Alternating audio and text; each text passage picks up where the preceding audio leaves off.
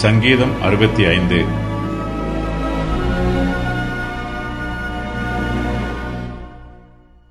ராகத்தலைவனுக்கு ஒப்புவிக்கப்பட்ட தாவீதின் சங்கீதமாகிய பாட்டு.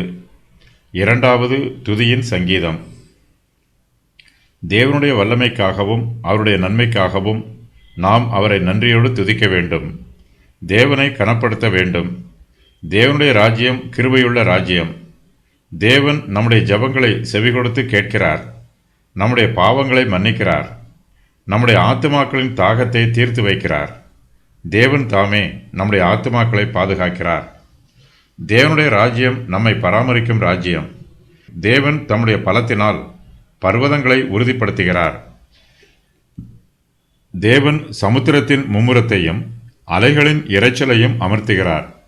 ஒவ்வொரு நாளும் காலையும் மாலையும் உண்டாகுமாறு செய்கிறார். தேவன் பூமியை கனி கொடுக்கச் செய்கிறார்.